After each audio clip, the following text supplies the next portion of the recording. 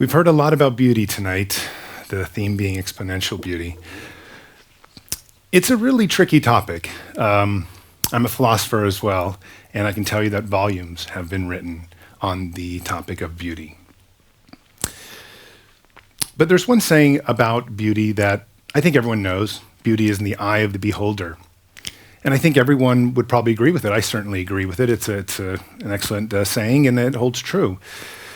But what people don't know about beauty is that there's a second saying that is equally as important and potentially more universal. And that's that unless you're alive, it's impossible to experience beauty. I will be talking about life extension science today, because for me, being alive is the most beautiful thing on the planet.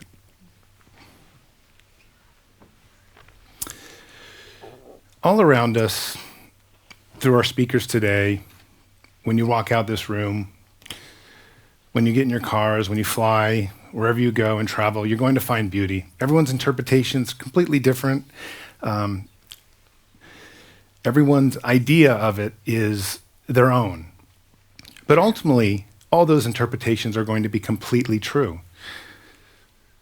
Some people find the skyline that's reflected off water the most beautiful thing. Some people find helping strangers the most beautiful thing. Some people find driving a fancy sports car on an isolated highway at 100 miles per hour a very beautiful thing.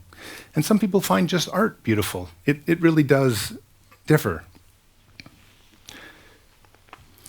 But ultimately, no matter what your version of beauty is, you have to be alive to experience it. So I'm going to begin by telling you a little bit about my personal story, and then get into a little bit more about the beauty of being alive. When I was 21, I began a sail trip around the world on a small boat, and it was an extraordinary journey. I have traveled to over 100 countries and seen some incredible things. This is me sailing off Papua New Guinea with an active volcano in the city of Rabaul. But along the way, I became a journalist. Worked for most of the top media companies out there and did some incredible things. I invented the sport of volcano boarding. It's one of the weird things that sort of follows me around. Instead of snowboarding, you use a sandboard essentially to go down an erupting volcano. And ultimately, the sport was born. And what makes the sport fascinating is there are lava bombs flying above you. Just one of my journalistic endeavors. But I've done other things too, including covering the Iberian Lynx and stuff like that.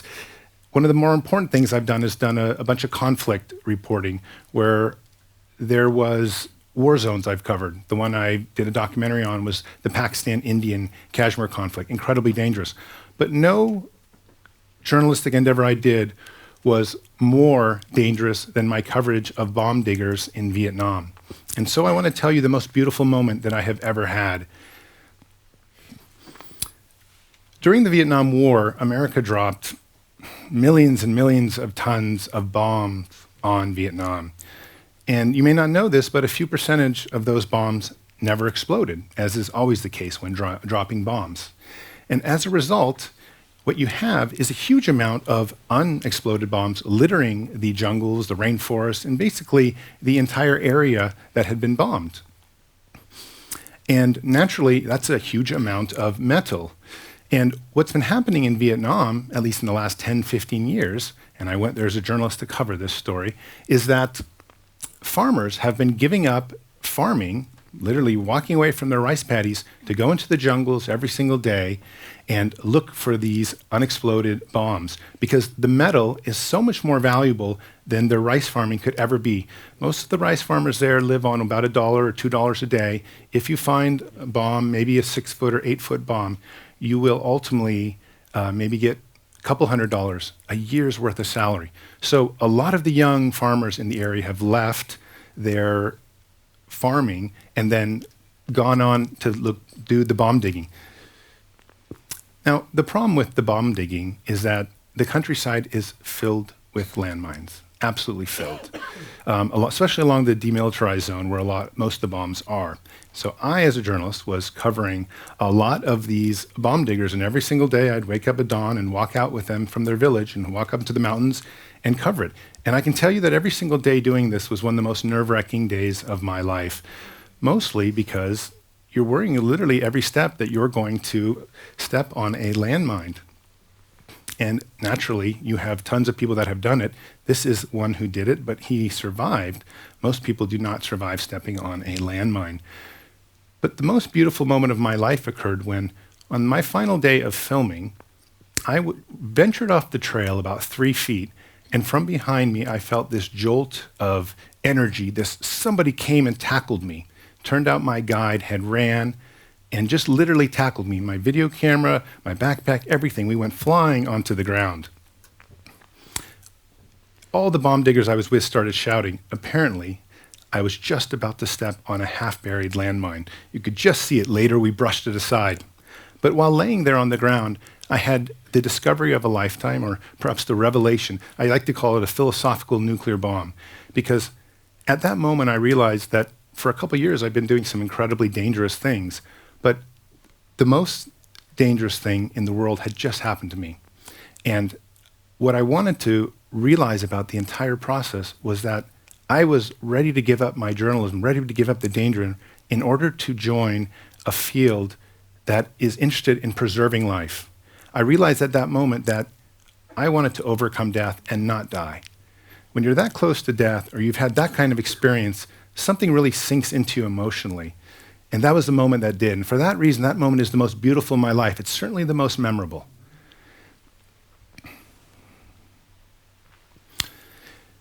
We live in a culture of death.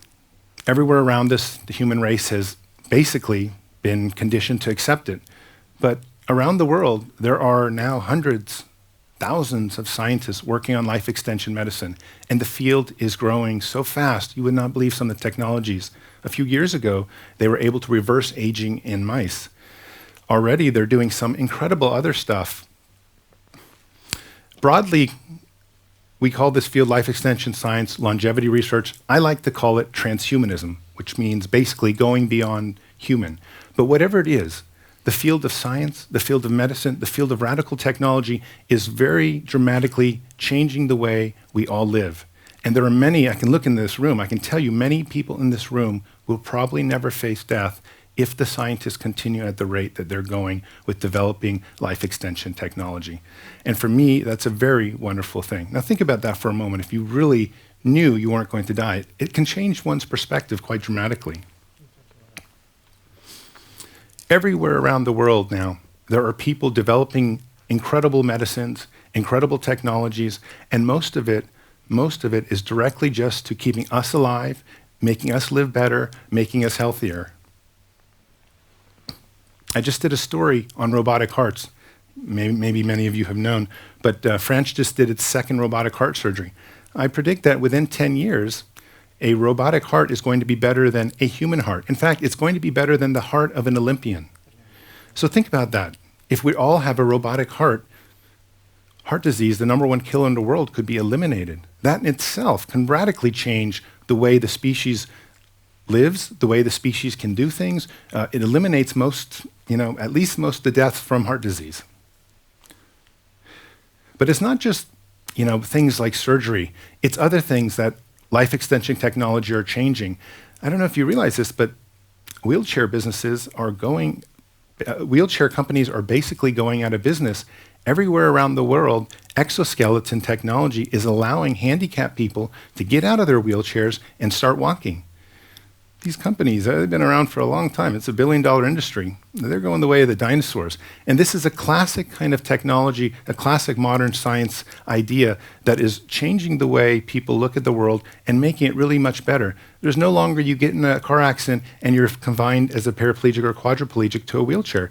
There's now this opportunity for everyone to put on this exoskeleton technology and to have it lift you right out of your seat so that you can do anything you want. And in 5 years, that technology is going to allow you to run faster than a human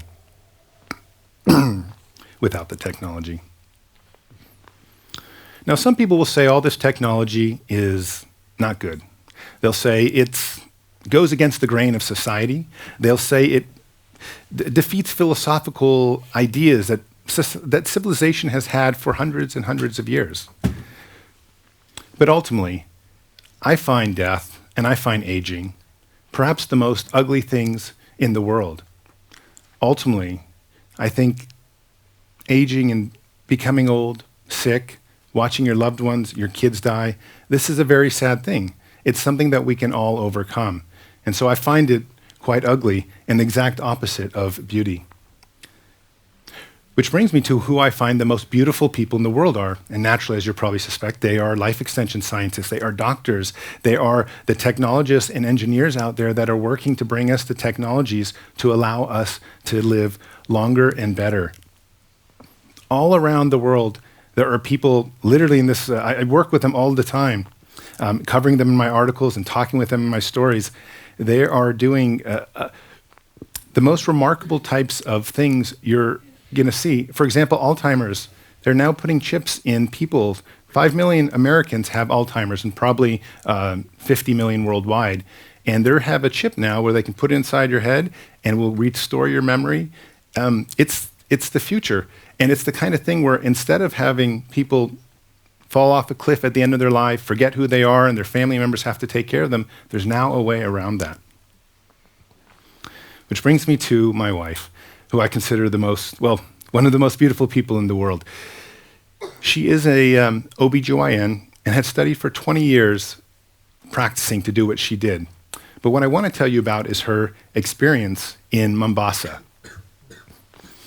Mombasa is the legendary city in Kenya, and she went there as a doctor and worked in some of the state-funded hospitals. Now, if any of you have been to Africa, you know that most state-funded hospitals have very little resources, and their level of care is dramatically different than we might have here in Europe or in America or in the Western world. In fact, many people die from basic diseases. Part of the reason they die is because they don't have access to antibiotics and they don't have access to medicines. One of the touching stories that when I asked my wife what one of the most beautiful experiences of her life was she told me that a 16-year-old had come in and she had had an infection from a miscarriage that she had just had. And unfortunately, she came in completely alone, had no family, no resources, and no money. And while they will accept people into the hospital, if they can't actually, the hospital is not allowed in certain cases to give them medication if no one is there to pay for it. So this young teenager was going to die. And my wife walked outside, went across the street, and bought all the antibiotics that she needed. Now, the thing about this hospital is that dozens and dozens of doctors are doing the exact same thing to keep people alive, to make them so that they get basic things that will ensure. This is just a simple getting an antibiotic. It's a $15 thing to make someone live. But in places in the world, they're not even having that. So there's a huge amount of unnecessary deaths. But I wanted to mention her because I do find these kind of cases and find her incredibly beautiful. For anyone that wants to dedicate themselves to keeping people alive, moving us all forward, it's all part of a big giant picture.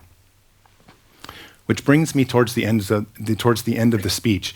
And now I'm going to put some wild thoughts in there as I talk more about some of the stuff that I often write about.